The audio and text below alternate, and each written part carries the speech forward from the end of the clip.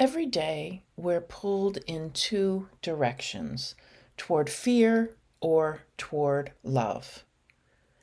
Deep love is a practice, a direction we choose again and again, even when the world makes that choice hard.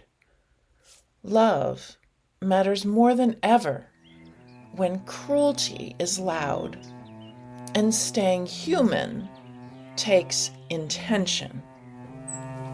Welcome to Spiritual Geography. I'm Joni Miller.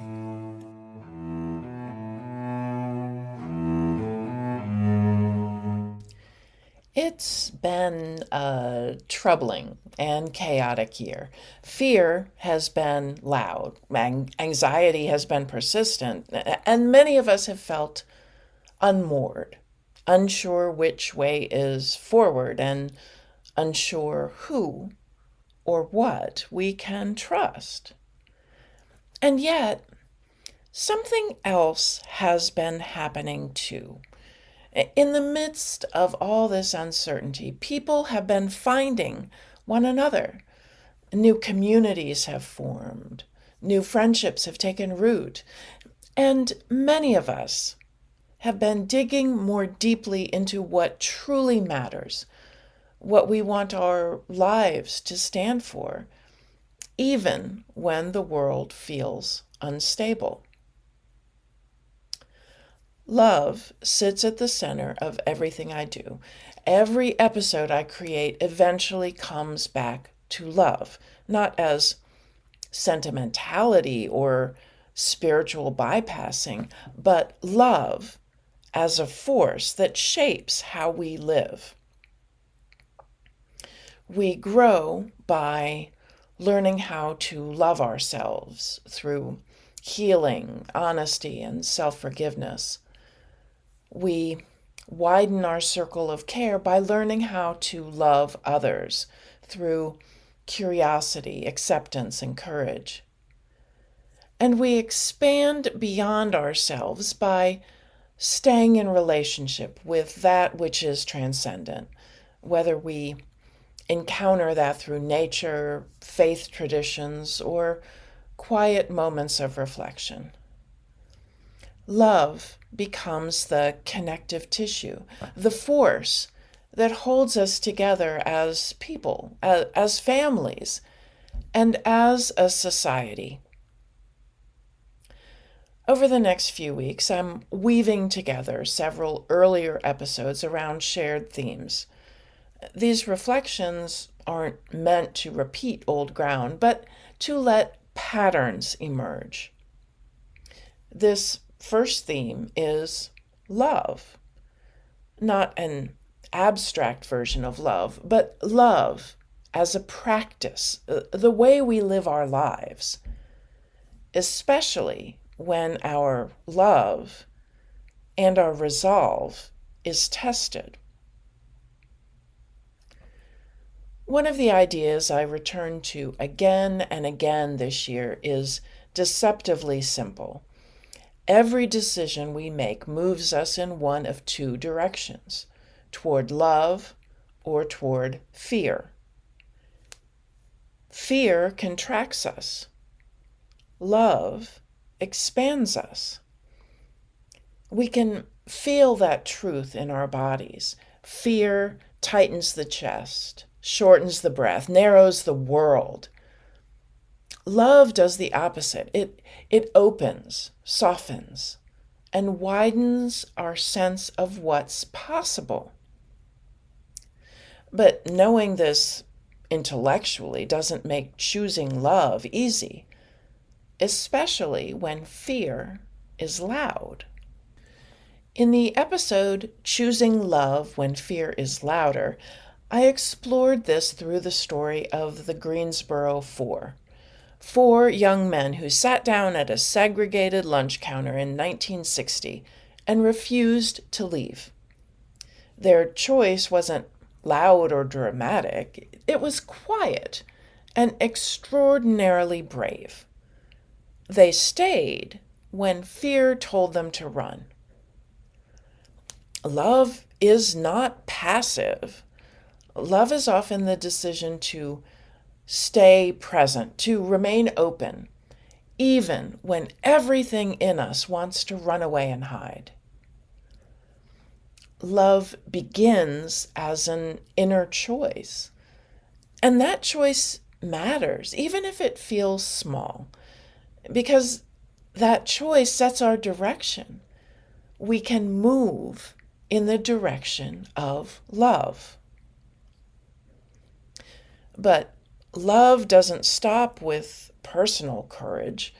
Eventually, it asks us to stay in relationship with people, with communities, and with stories that are complicated, often unsettling, and like every relationship, unfinished. What does it mean to love something that has disappointed you?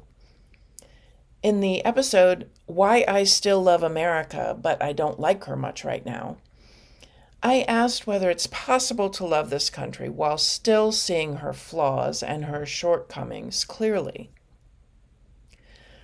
Love is a small word that encompasses many different outlooks. There is a kind of love that requires perfection, a brittle kind of love that shatters under disappointment and reality.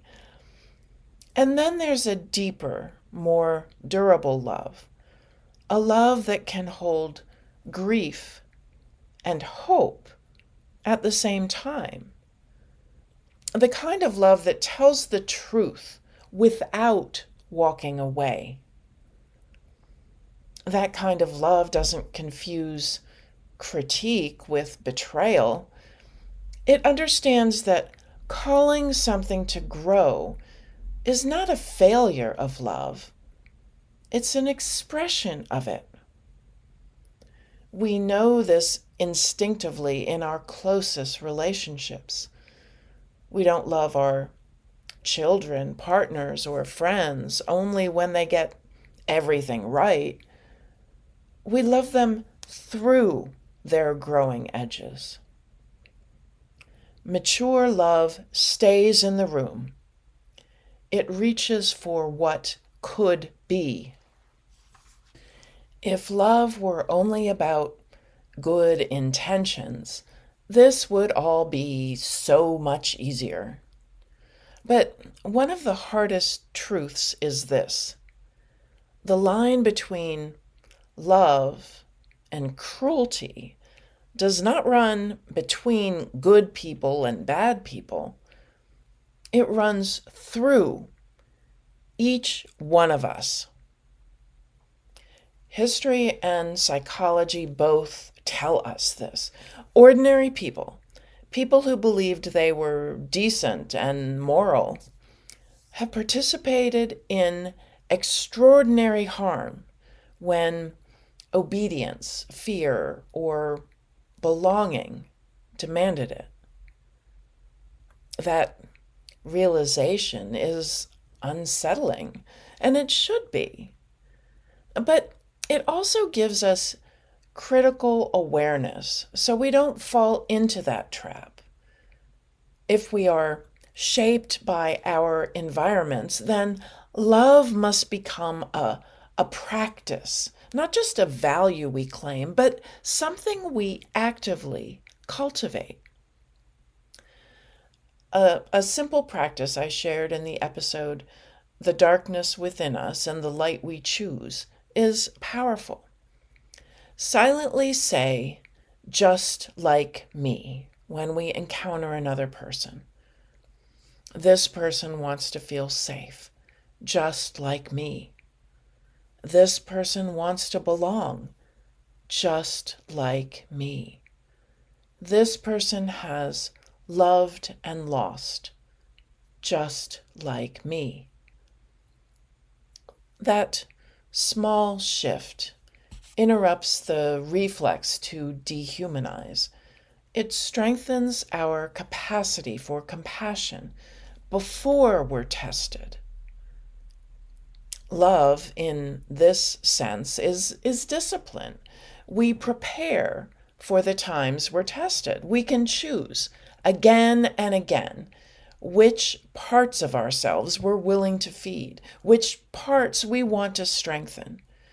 We can choose to strengthen love.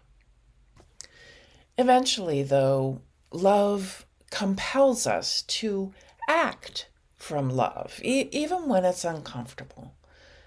When the world feels overwhelming, when cruelty dominates the headlines, it's tempting to sit back, to look away, and to tell ourselves it's not our responsibility, or I'll worry about that tomorrow. And and to be clear, rest matters.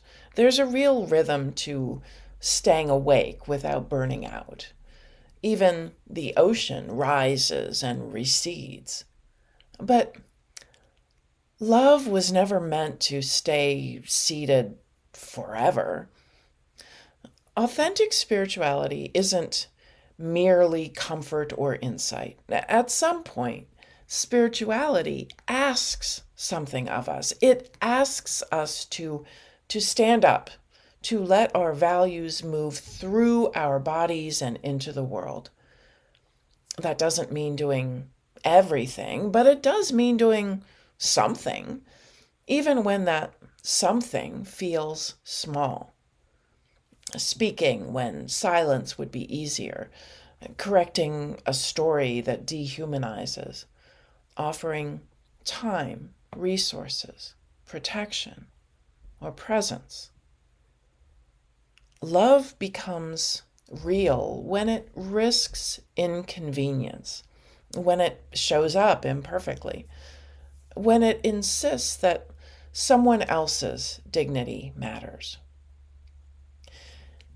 In the episode Love in a Time of Cruelty, I ask that we both honor our need to rest and move forward by joining a wave of others who are nurturing love. That wave is already stirring. The question isn't whether love is moving forward, it's whether we'll join this rising wave of love. When I place these reflections side by side, a pattern emerges. Love is not naive optimism, nor comfort without cost. And love isn't something we feel only when conditions are ideal. Love is a direction, one that requires practice and discipline. Love is a decision to stay awake and aware. Love begins within us, widens between us, and connects us to something larger than ourselves, something that keeps inviting us toward wholeness, even when the path is uncertain. So, what is love asking of us right now? Maybe love is asking for honesty, presence, movement in a direction that expands rather than contracts. The world we long for isn't built on fear. It's built by people who keep choosing love. We don't understand the mysteries of the universe, but we can grow more love. Love for ourselves, love for others, and love for the infinite mystery that lays beyond our understanding. Thank you for tuning in.